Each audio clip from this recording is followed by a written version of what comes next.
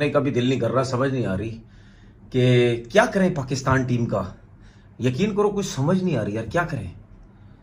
मतलब यानी वो टीम वेस्ट इंडीज की जो बिल्कुल हमारी टीम के आगे, अगर मैं ये बोलूं बिल्कुल फारिग ऑर्डिनरी टीम, जिसकी रैंकिंग 10वें नंबर की थी, उसने हमें ओडीआई के 2 आखिरी मैच मार दिए। शुक्र करो T20 भी वो जीत।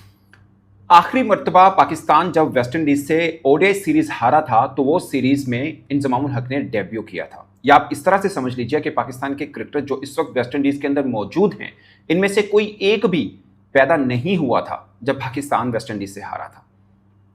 मतलब आखिरी 10 सीरीज में 9 सीरीज पाकिस्तान जीता है। 93 में पाकिस्तान ने सीरीज बराबर की, जो वर्स्ट थी पाकिस्तान की performance against West Indies in ODI.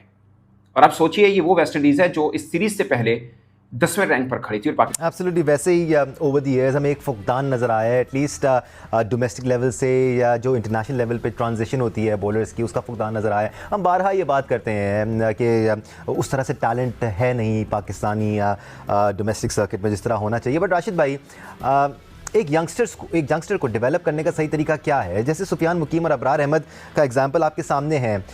जब से ये दोनों हमें टीम में नजर आए हैं, क्या इनको सही तरह से डेवलप किया गया है? पाकिस्तान वर्सेस वेस्ट इंडीज, भाई पाकिस्तान को क्या हिस्टोरिकल हार हुई है भाई। 202 रन से भाई पाकिस्तान को अगर उन्होंने ठोक भी जाके जो है वो मारा है भाई। 94 रन के ऊपर पूरी पाकिस्तान की टीम ऐसे लाशों की तरह बिछ गई कि इनमें जान ही कोई नहीं है भाई। 8 स्कोर के ऊपर भाई हम 3 उठते। बाबर आजम कौन सा भाई किंग है जिसका भाई कमबैक ही नहीं हो रहा भाई। वो एक गाना था कि भाई कई लोगों का कमबैक ही नहीं हो रहा भाई। इतनी गंदी हार कि हमारे बॉलर्स भाई 70 स्कोर खा रहे हैं भाई।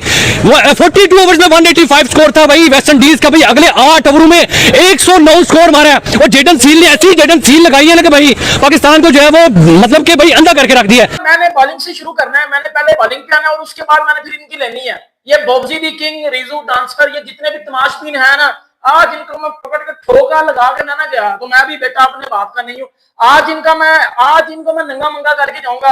ये जो रिजू डांसर ने बाल छोड़ी है ना इस तरह बोल्ड ओवर, ये जो घंटे का किंग, ये जो 10 साल से फ्रॉडिया बना हुआ है पाकिस्तान क्रिकेट को, इसने फ्रॉड लगाया हुआ है। आज इसका फ्रॉड खत्म करके जाऊंगा और ना बोल्ड निकल के इंडीज की जो बिल्कुल हमारी टीम के आगे, अगर मैं ये बोलूं बिल्कुल फारिग ऑर्डिनरी टीम, जिसकी रैंकिंग 10वें नंबर की थी, उसने हमें ओडीआई के 2 आखिरी मैच मार दिए। शुक्र करो T20 भी वो जीते नहीं।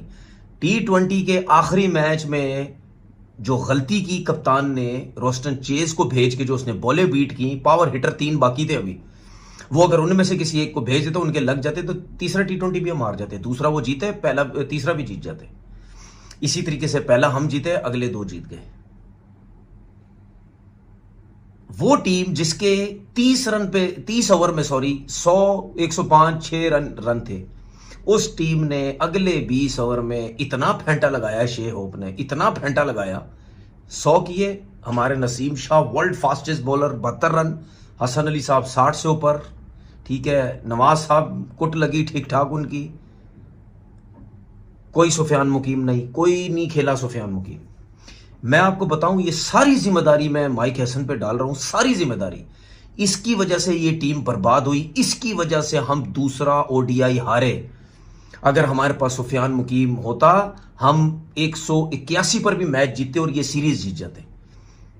इसकी बेतुकी, थर्ड क्लास, ठीक है, बिल्कुल फारिग किस्म की इसने जो प्लानिंग बना के रखी हुई है।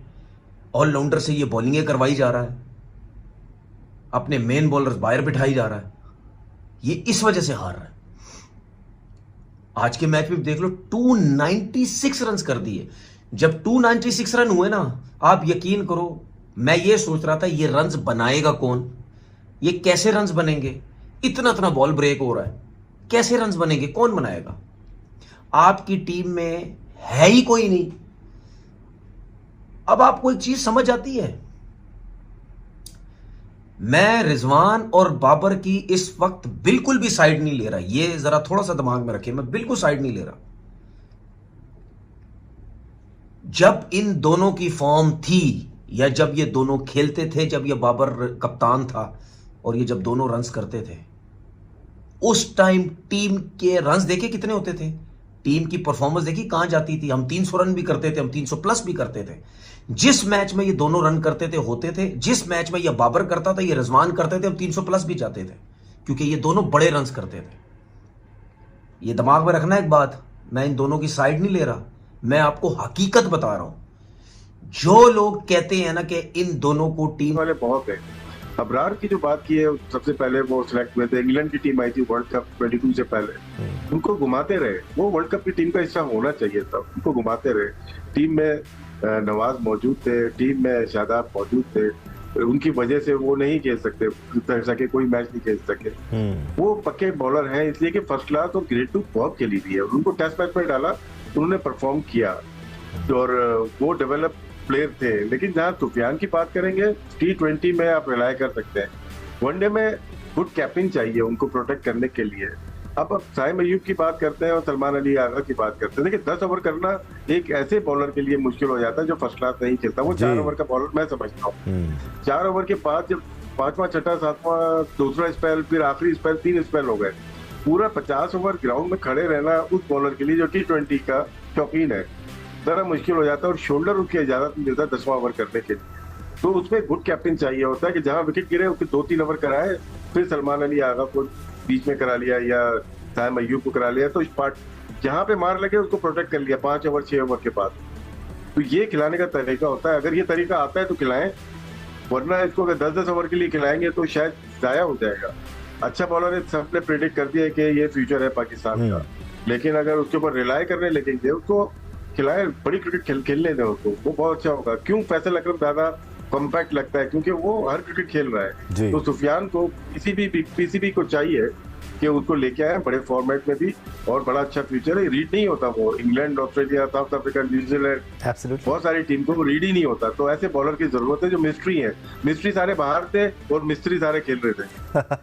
और यही अलमिया है ना कि टैलेंट नज़र आ रहा है, सबको नज़र आ रहा है, और सिर्फ नज़र नहीं आ रहा है, वो टैलेंट आपको परफॉर्म भी करके दे रहा है जब से। और जब सुफियान मुकीम को खिलाया गया है, he tries to make a difference. At least Ahmad, वो एक ऊंफ ज़रूर नज़र आता है जो एक प्रॉपर बॉलर में या प्रॉपर स्पिनर में नज़र आना चाहिए, या पोटेंशियल ज़रूर नज़र आता है। Yes, he has a long way to go. साथ साथ उनके अबरार हैं। आपकी नज़र में दो जो ये यंगस्टर्स हमारे सामने, इनको सही तरह किस तरह डेवलप किया जा सकता है, और क्या इनको सही तरह हैंडल किया गया है अभी तक?